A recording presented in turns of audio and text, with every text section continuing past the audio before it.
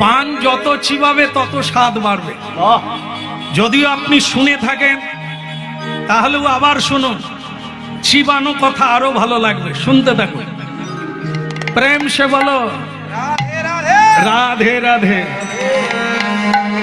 এই জন্য বলি সবাইকে প্রণাম করবে, কিন্তু সবাই হচ্ছে আগড়া, মানে চিটে ধান।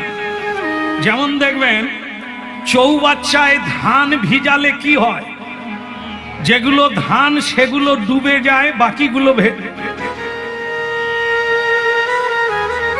ধানগুলো ডুবে যায়, তাই না? আর চিটে যেগুলো সেগুলো কি হয়, ভেসে যায়। হ্যাঁ, এটাই আমি বুঝলাম এখানে এসে। দু একটা চিটে আছে যে ডুবলো না, সেই আমার গায়ে, তারা বোঝে না। আর এখানে আমরা যারা আছি, আমরা যে ধান তা না। আমি কিন্তু বোঝানোর চেষ্টা করছি, আমরাও ধান না, চিটে। প্রমাণ দেখুন। প্রমাণটা কি? ঝগড়া সব বাড়িতে হয় না, এখানে কারো বাড়িতে হয়নি, ভাগ্য ভালো হয়নি। হয় তাহলে তো চলছে গাড়ি। তাহলে ঝগড়া যদি হয়, দেখবেন কখনো শাশুড়ি তার বৌমার সঙ্গে ঝগড়া করতে করতে বলে, বৌমা আমাকে তুমি একথা বলতে পারলে, তোমাকে আমি অভিশাপ দিলাম, তোমার জিভ খসে যাবে। সাবধান, জিভ খসে যাবে। শাশুড়ি অভিশাপ দিল।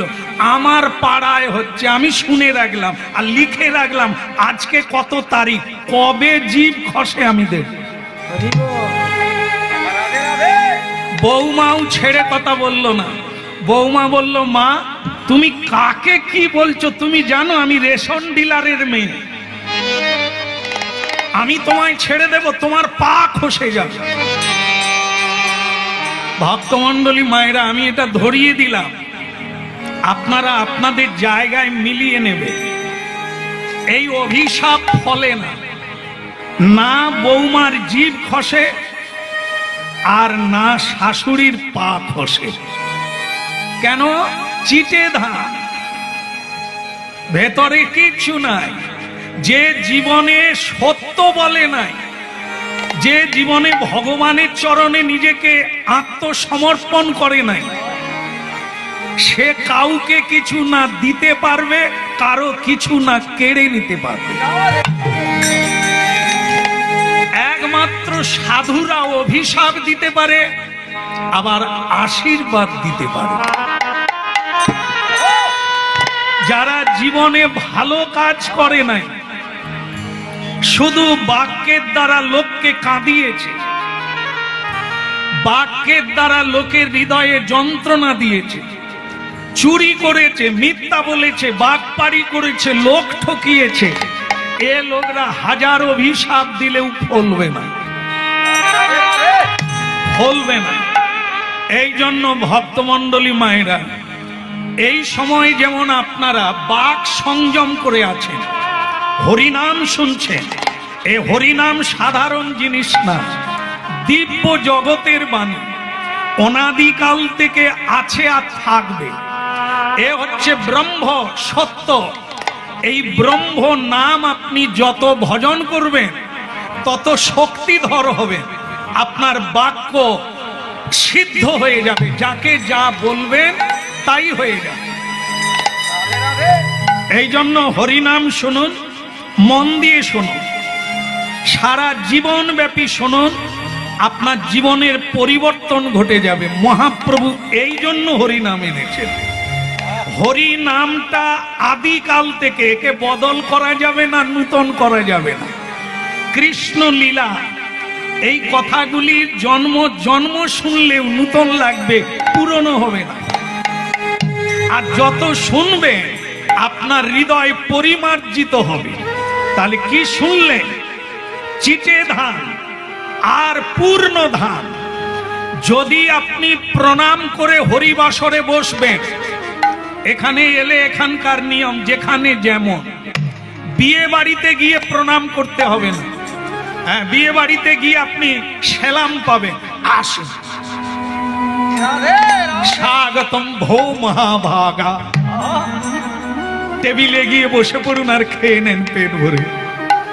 কিন্তু এই জায়গায় তা না, এই জায়গায় মিনিস্টার এলেও নমস্কার করতে হবে, আর মন্ত্রী দেবতা এলেও তাকে হাঁটু গেড়ে প্রণাম করতে হবে। এই সেই জায়গা, প্রণাম করে বসে যান, আপনি খালি হাতে যাবেন না, ভগবানের কৃপা হাতে নিয়ে বাড়ি ফিরবেন, জীবনটা ধন্যাতি ধন্য হয়ে যাবে। আর যদি অহংকার মাথায় নিয়ে বসেন তাহলে খাড়ি ভাঁড় নিয়ে ঘরে যাবেন। এখানে যারা কমিটি বৃন্দ তারা ভক্তপ্রবণ, খুবই শুভানুদ্দায়ী, হ্যাঁ, তাদের এই সৎ চিন্তার ফসল হচ্ছে এই হরিবাসর। নানা জায়গায় ভিক্ষা করে এই হরিবাসর করছে, ওদের পাওনা পাওয়া হয়ে গেছে, ওরা চালু করে দিয়েছে, পাওয়া হয়ে গেছে। কিন্তু যারা শুনতে এসেছে তারা যদি শুনে কিছু পাবে, না হলে সব কিছু যাবে। এই জন্য প্রণাম করে বসে যান, আবার বাড়ি যাওয়ার সময় একটা প্রণাম করে নেন, বাস আপনার কাজ হয়ে যাবে। যেটুকু দেওয়ার মহাপ্রভু দিয়ে দেবে, আর আপনি সমঝে নেবেন। কেমন? এখানে বোঝানো হবে, আপনাদের কাজ হলো বুঝে নিতে হবে, তবে পাবেন।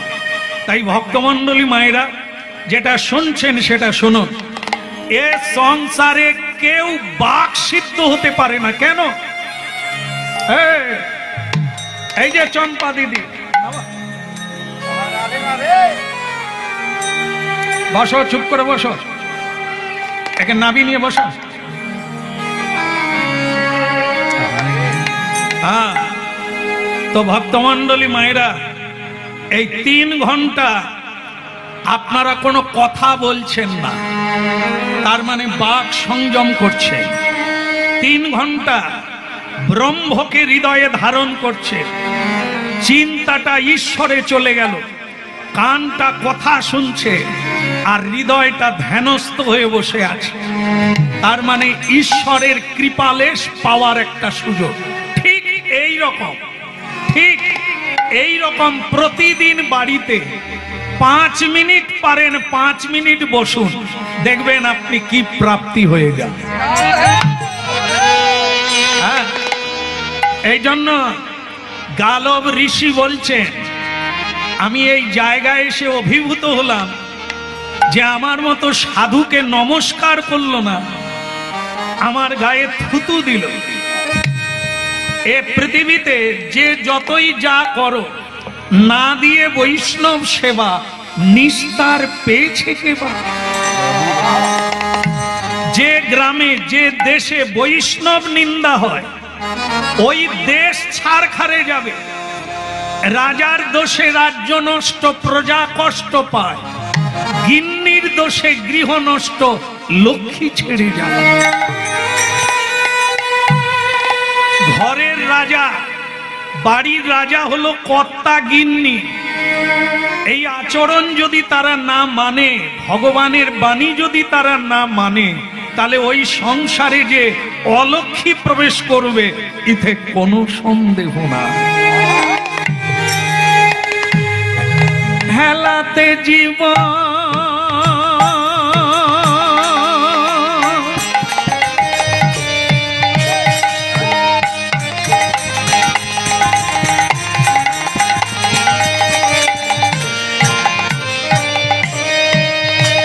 হেলাতে জীবন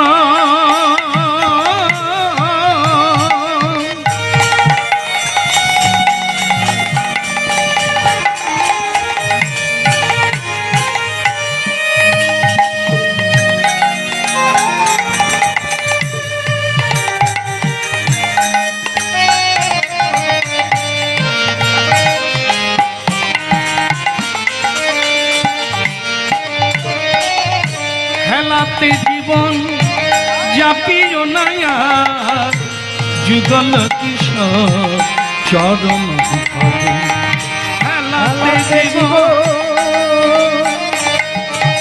জাপিও না যুগল কিশোর চরণ। ওই হেলাতে জীবন, এই জীবন কেবল মা হওয়ার জন্য নয়, এই সাধের জীবন কেবল বাবা হওয়ার জন্য নয়, এ যে ৮০ লক্ষ জন্মের পরে এমন মানব জনম, এ তো হরি বলার জনম, এ তো ভগবানের সেবার জনম। তাই হেলাতে জীবন জাপি জনায়া যুগল কিশোর চরণ, হেলাতে জীবন জাপি জনায়া যুগল কিশোর চরণ, ওই হেলাতে জীবন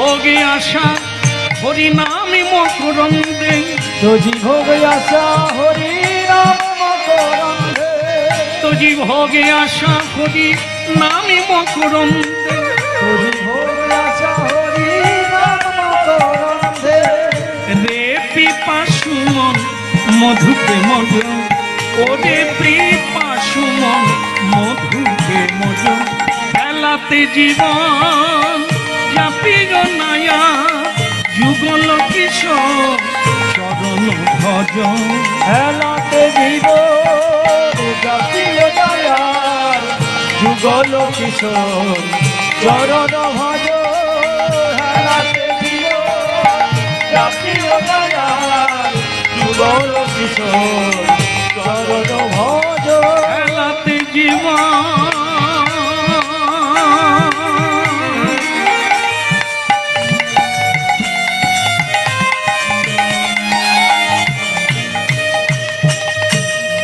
ভক্তমণ্ডলী মায়েরা, বৃন্দাবনের মাটিতে এমন একটা ঘটনা ঘটে গেল, কাউকে দেখা গেল না, কে থুতু দিল গায়ে।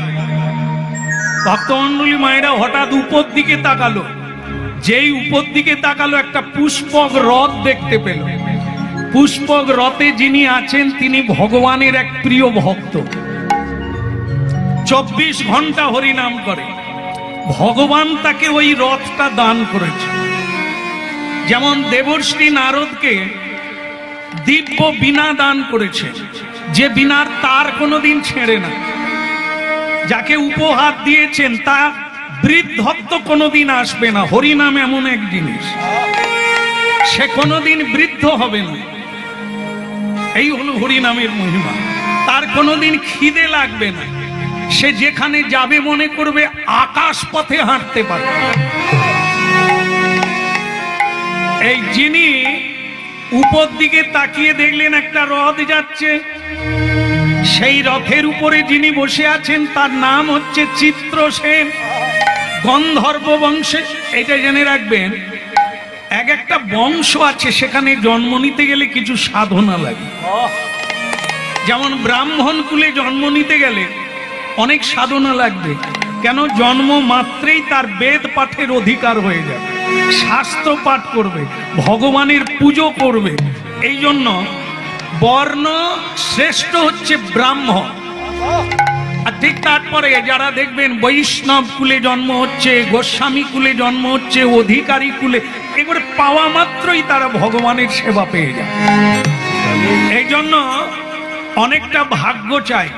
যেমন আমার মায়েরা আছে, জানেন আপনারা যে আপনারা কেউ সন্তান ছাড়া নয়, সন্তান সবাই পেয়েছে, আমরাও পেয়েছি।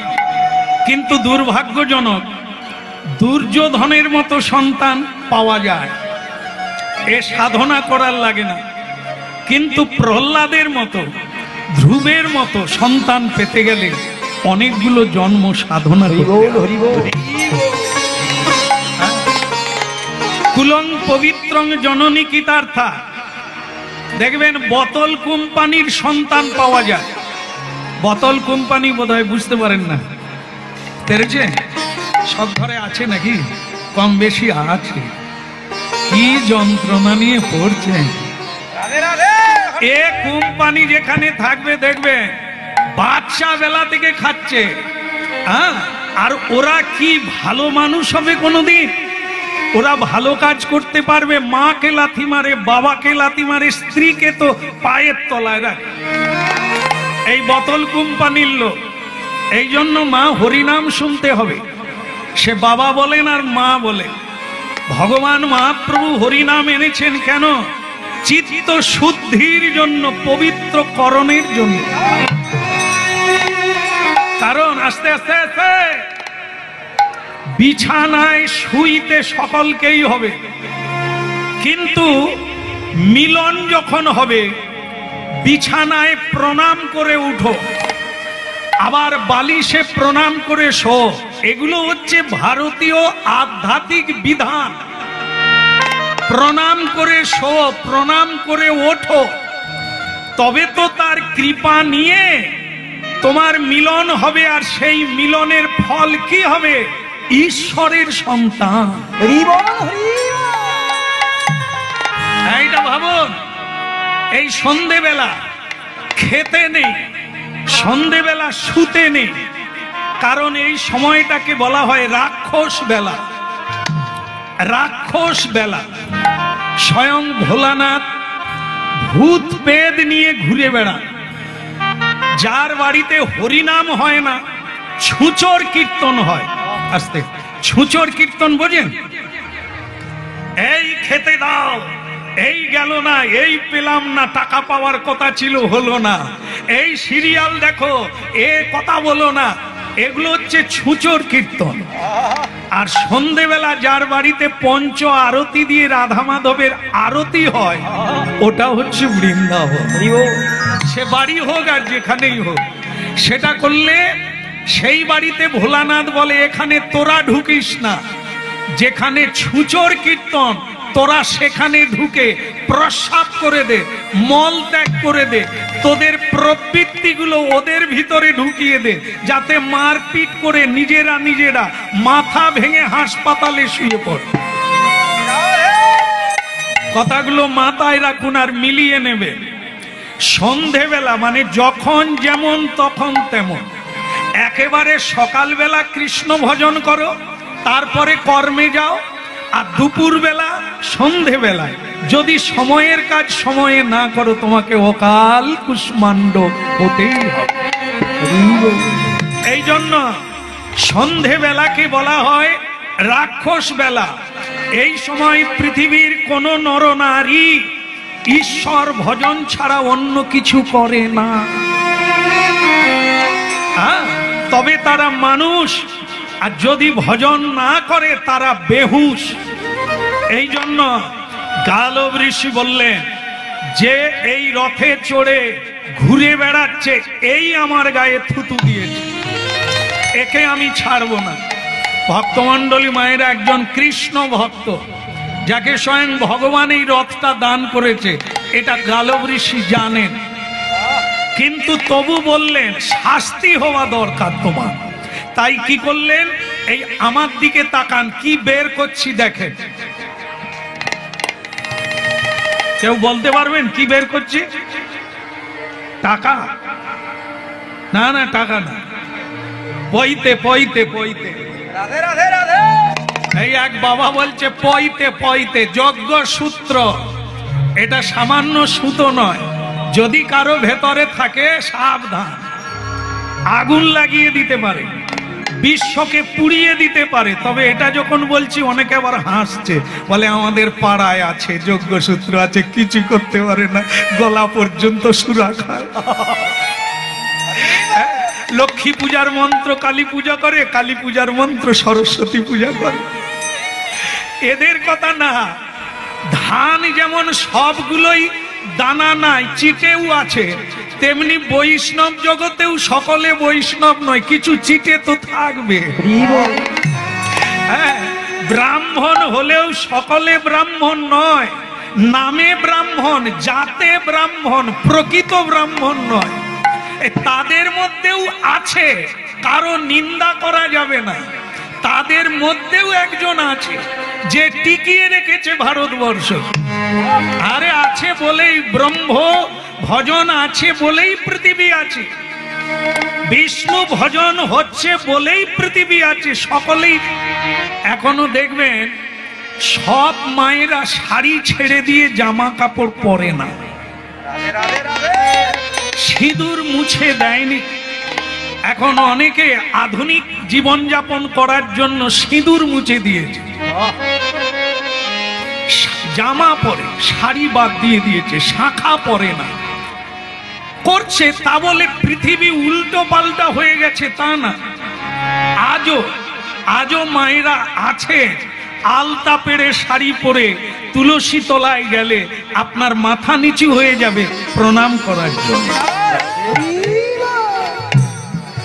আর এই হরিনাম শুনুন, আজও মায়েরা আছেন বলে সবাই এখনো বেশ্যা হয়ে যায়নি, সবাই চরিত্রহীন হয়ে যায়নি, আছে বলেই পৃথিবী আছে। নাহলে তুলসী দেবী থাকতো না যদি মায়েরা না সন্ধ্যা প্রদীপ দিতে, এ কবে চলে যেত পৃথিবী ছেড়ে। ইনি তো কৃষ্ণ প্রেয়সী, কৃষ্ণের পত্নী, প্রতি বাড়িতে বাড়িতে আছে সাক্ষী রূপে, কে কি করছে দেখার জন্য। এই জন্য পৃথিবী আছে, সব কিছুই আছে, আবার তার খারাপ দিকটাও আছে, ওটা নিয়ে ভাবতে হবে না। তাই সেই যজ্ঞসূত্র বের করে বলছে তোমায় আমি অভিশাপ দেব।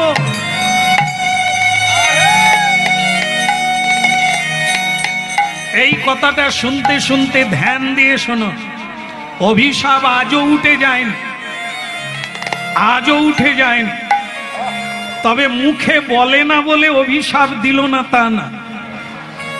আপনি মাকে এমন একটা কথা বললেন, মা কিছু বললেন না, বাবাকে কথা বললেন কিছু বললেন না, আপনি কি জানলেন অভিশাপ দিলেন না? না, একে বলা হয় মনস্তাপ। মা কিছু বললেন না ছেলেকে, তা বলে যে আপনি অভিশাপ পাবেন না তা না। এই কর্মের ফল আপনাকে নিতে হবে। কারণ মা মনে মনে ঈশ্বরকে জানিয়ে দিলেন, খোকা, বৌমা, একদিন তুমি যখন আমার জায়গায় আসবে, তুমি যেদিন মা হবে, আজকের বেদনাটা তুমি বুঝবে। যেদিন তুমি বাবা হবে, এই বাবার কত যন্ত্রণা সেদিন তুমি বুঝবে।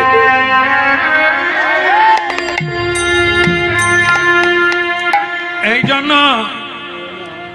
মানুষ তিনটে জিনিসের দ্বারা জীবনকে ক্ষয় করে, আবার তিনটে জিনিসের দ্বারা জীবনে উন্নতি হয়। একটা হলো মন, কায়, মন, বাক, তিনটে জিনিস। কায় মানে শরীর, শরীর দিয়ে পর উপকার করতে পারেন, শরীর দিয়ে মানুষের উপকার করতে পারেন, শরীর দিয়ে ঈশ্বরের ভজন করতে পারেন, আবার এই শরীর দিয়ে মানুষ ঠকাতে পারে। এই জন্য কি মনে মনে অপরের খারাপ চিন্তা করবেন, আপনার খারাপ হয়ে গেছে। বাক্যের দ্বারা মানুষকে খুশি করা যায়, বাক্যের দ্বারাই মানুষকে কাঁদানো যায়, বাক্যের দ্বারাই মানুষকে ঠকানো যায়। তাই ভক্তমণ্ডলী মায়েরা, এই বাক সংযম, কায় মন বাক্য দিয়ে পুণ্য অর্জন করুন, পাপ অর্জন করবেন না। হরিনাম শুনুন আর চিন্তন করুন, চিন্তা করুন। আপনার ল্যাবরেটরিতে আপনি রিসার্চ করুন কি করা উচিত কি অনুচিত। দেখেন, টাকা পয়সা সকলে নিয়ে নেবে ভাগ করে, আপনার পাপের ফল কেউ নেবে না। এই জন্য কি করলে পুণ্য হবে সেটা চিন্তা করুন, পাপের কাজ বাদ দিয়ে দেন, রোজগার করবেন না পাপের দ্বারা। যেটা সকলে নিয়ে নেবে, পাপের ফলটা আপনাকেই নিতে হবে। না না বলো না আমারে, ভুলিতে তাহারে সুধা মাখা হরি নাম। না না না বলো না আমারে, ভুলিতে তাহারে সুধা মাখা হরি না না বলো না আমারে, ভুলিতে তাহারে সুধা মাখা হরি নাম। না বলো না আমারে, ভুলিতে তাহারে সুধা মাখা হরি হরি নামি মোর ধ্যান, নামি মোর প্রাণ। হরি নাম মোর ধ্যান, নাম মোর প্রাণ। হরি নাম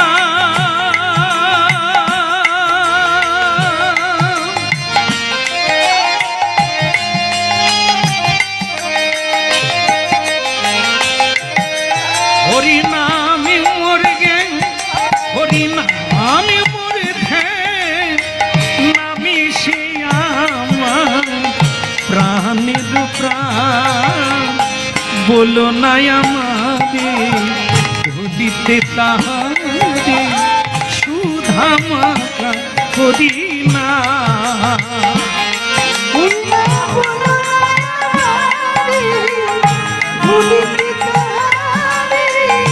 সুধা মাখা হরি না না বলো না আমারে, ভুলিতে তাহারে সুধা মাখা হরি নাম।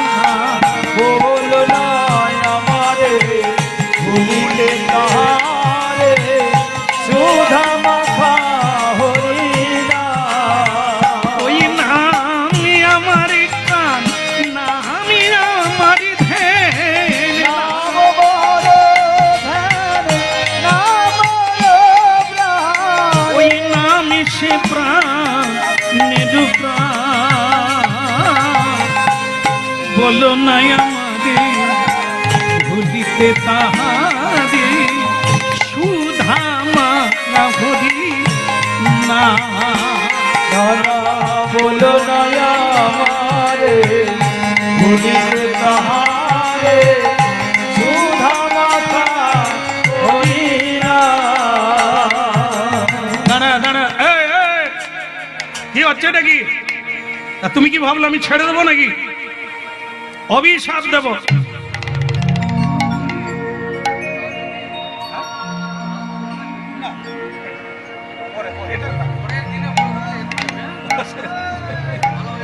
বসুন বসুন বসুন, এসব করতে নেই বাবা, বসুন। এ পুরস্কার দেবে, উঠবে উঠবে, বসুন বাবা বসুন।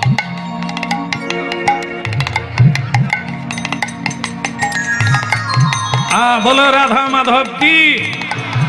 দেখেন পুরস্কার দিতে উঠবে, পুরস্কার লাগবে না, পুরস্কার হচ্ছে আপনারা শুনছেন, এর চাইতে বড় পুরস্কার নাই। নিতাই গৌর, হ্যাঁ, পুরস্কার হবে আপনি শুনে যদি জীবন বদল করতে পারেন, এটাই হবে আমার পরম পুরস্কার পাওয়া। কেমন? তাই শোনেন, বলো রাধা মাধব কি? ওদিকের হলো কি? না না, আমি খাওয়ার কথা বলি। খাওয়ার যারা দায়িত্বে আছে তারা দিচ্ছে, যাদের খিদে লাগছে তারা খাচ্ছে। আমাদের যে খিদেটা লাগছে আগে ভরিয়ে নিতে হবে। সেটা কি? ওই খিদে লাগবে 3 ঘন্টার মামলা, আবার ল্যাটিনে ঢুকে গেলে আবার খিদে লাগবে। কিন্তু বর্তমানে যেটা খাওয়া চলছে, কেউ যদি প্রকৃতভাবে খেতে পারে তাহলে ওই নারদের মতো আর খিদে লাগবে। এটার জন্যই বসা। তাহলে শুনতে হবে, অভিশাপ দিতে গিয়ে আবার যজ্ঞসূত্র ঢুকিয়ে নিয়েছে। বলে কেন বলুন তো? দান কে করে দানকে গ্রহণ করে। আপনারা জানেন, যার আছে সে দান করে, যার নাই সে দান গ্রহণ করে, তাই না? তাহলে অভিশাপ কে দেবে? শুরুতেই বলে দিয়েছি যে মিথ্যে বলে, যে ঝগড়া করে, যে ক্রোধ করে, যে কোনোদিন কারো উপকার করে না, তার বাক্যের মূল্য কোনোদিন থাকবে না। আর যে সত্য বলে, দরিদ্র হয়ে যাব তবু মিথ্যে বলবো না, রোগা হয়ে যাব তবু প্রসাদ ছাড়া খাবো না, এ লোক অনেক কিছু করতে পারে। মাটিকে ধরবে সোনা হয়ে যাবে, আশীর্বাদ করবে তো ফলে যাবে, অভিশাপ দেবে তো পুড়ে যাবে। এই জন্য যার আছে সে দিতে পারে, আর যার নাই সে ভিক্ষা চায় হাত পাতে। তাই গালব ঋষি দেখলো এতদিন সাধনা করে কত অর্জন করলাম, আর সেটা রাগ করে অভিশাপ দিতে গিয়ে খরচা করে দেব। এই জন্য হরিনাম শুনুন। আজকের হরিনাম শোনাটা, এখানে বসাটা ব্যর্থ যাবে না, কিছু না কিছু পাবেন, কিন্তু এটা খরচা হয়ে যায় কোথায় বলুন তো?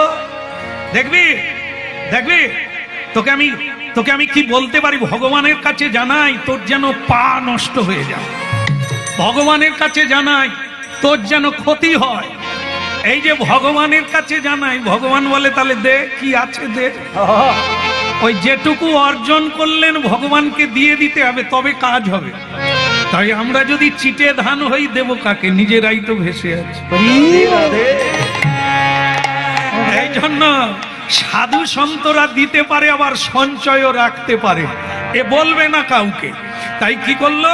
অভিশাপ দেব না, বরং ও যার ভক্ত, ও কৃষ্ণ ভক্ত, আমিও কৃষ্ণের ভক্ত। কৃষ্ণ এখনো পৃথিবীতে আছে, দ্বারকায়, গুজরাট, ভারতের পশ্চিম দিক হলো গুজরাট। গুজরাট প্রদেশে দ্বারকা নামক মহাতীর্থ আজও আছে, ওখানে কৃষ্ণ তখন আছেন। তো এ গালব ঋষি বলছেন, আমি কেন অভিশাপ দেব? আইন হাতে নিতে নেই, চোর ধরেছ, আইনের হাতে তুলে দাও, তুমি মানলে আবার তোমারও বিচার হবে। এই জন্য হাতে নেব কেন? যার ভক্ত আমি তাকে গিয়ে জানিয়ে দেব, তিনি যা করবেন আমাদের চেয়ে বেশি। তাহলে আমি বরং স্নান করব না, এই পানের পিচ ফেলা। ও দিদি ক্যাশিয়ার, তুমি যাবে? যাবে দ্বারকা? যাবে? ভক্তমন্ডলী মায়েরা সবাই যাবেন দ্বারকা? আপনারাও যাবে? সর্বনাশ করেছে, অনেক গাড়ির দরকার হল। কি এখন দেখবে গাড়ি আছে কিন্তু গাড়ি চলছে না। যেমন মনে করেন একটা বাস গাড়িতে বসে থাকে 70 জন, আরো 30 জন দাঁড়িয়ে আছে একটা গাড়ির মধ্যে। এক বুড়ি মা মেয়ের বাড়ি যাবে, লেখাপড়া জানে না, সে একটা পুতুল নিয়ে পিছন গেটে উঠেছে বাসের। ও মা, একটু সরো না, একবারে শুয়ে আছে যেন জায়গা নেই। না না, এখানে না, বাসের মধ্যে। সে বুড়িমা সবাইকে সরিয়ে বলছে, এ বাস কি ছোট নাকি গো, একটা সিট নাই। সে বুড়িমা ঠেলে ঠেলে একবারে সামনে চলে গেছে, গিয়ে দেখে একটা সিট খালি। বুড়িমার কি আনন্দ, ভগবান তোমার মুখে ফুল চন্দন পড়ুক, একটা সিট রেখে দিয়েছে। সে বুড়িমা সিটে বসে আঁচল থেকে পান খুলে খাওয়া শুরু করে দিয়েছে।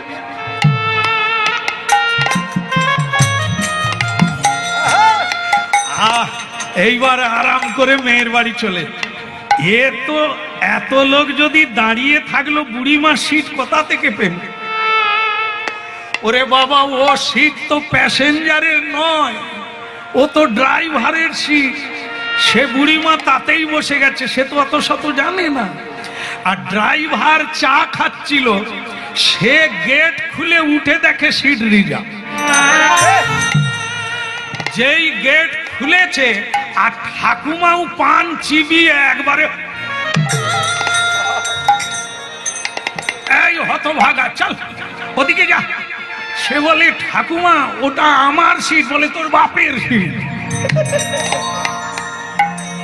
কত কষ্ট করে আমি সিট পেলুম। সে বলে আমার সিট। যা পরের গাড়ি আয়।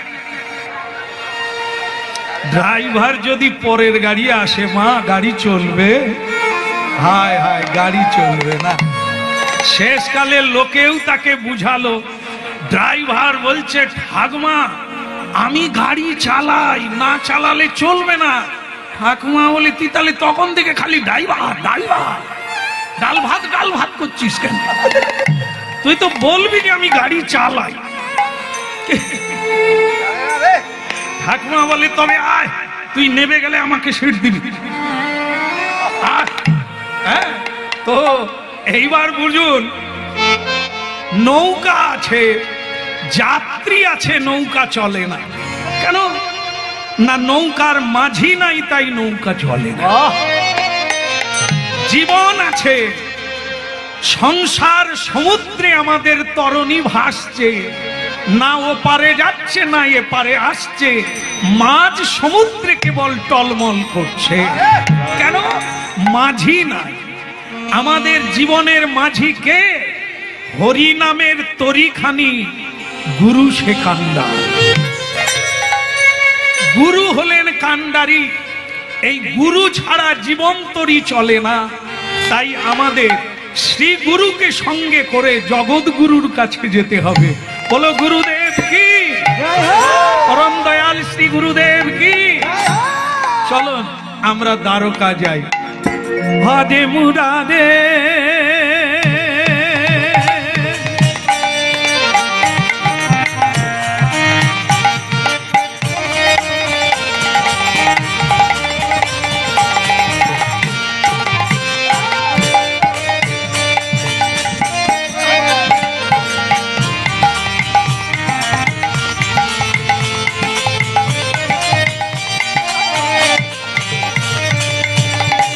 হরে মুরারে মধু কৈত ভাজে গোপাল গোবিন্দ মুকুন্দ সৌধে।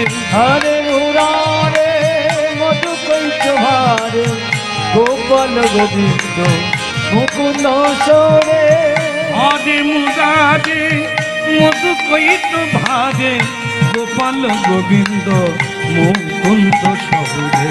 হরে মুরারে মধু কৈত ভারে গোপাল গোবিন্দ মুকুন্দ সৌধে।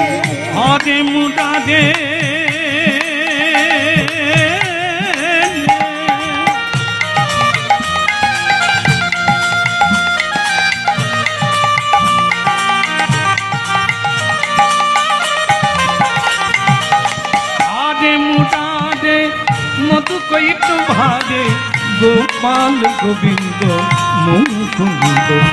হরে মুরারে মধু কৈত ভারে গোপাল গোবিন্দ মুকুন্দ সৌধে। ভক্তমন্ডলী মায়েরা, আগেকার দিনে এত গাড়ি ঘোড়া ছিল না তো, সব পায়ে হেঁটে। কোথায় বৃন্দাবন আর কোথায় গুজরাট, পায়ে হেঁটে যাচ্ছেন ঋষিবর ভগবানের কাছে। স্বয়ং কলিকালে মহাপ্রভু পায়ে হেঁটে সারা ভারতবর্ষ পরিক্রমা করেছেন, এতে কোনো সন্দেহ নাই। সবাই হরি হরি বলো হরে মুরারে মধু কৈত ভারে গোপাল গোবিন্দ মুকুন্দ সৌধে। হরে মুরারে মধু কৈত ভারে গোপাল গোবিন্দ মুকুন্দ সৌধে।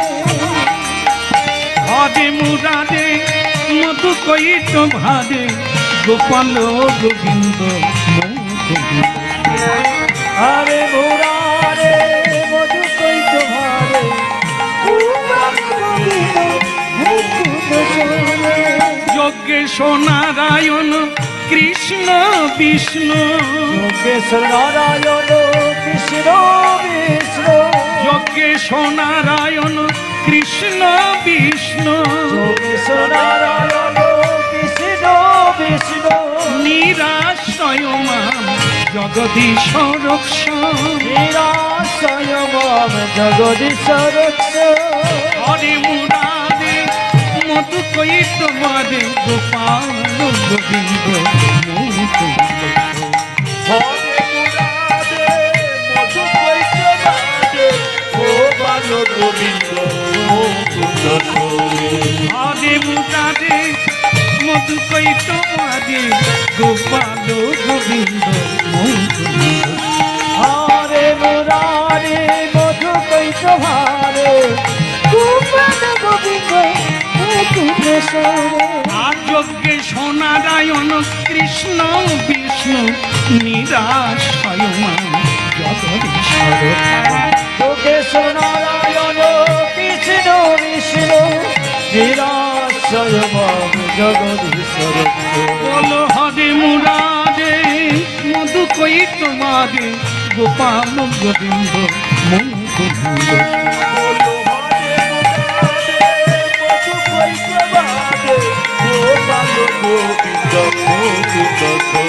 বলো দ্বারকা ধাম কি বলো দ্বারকানাথ শ্রী গোবিন্দ কি জয় হোক।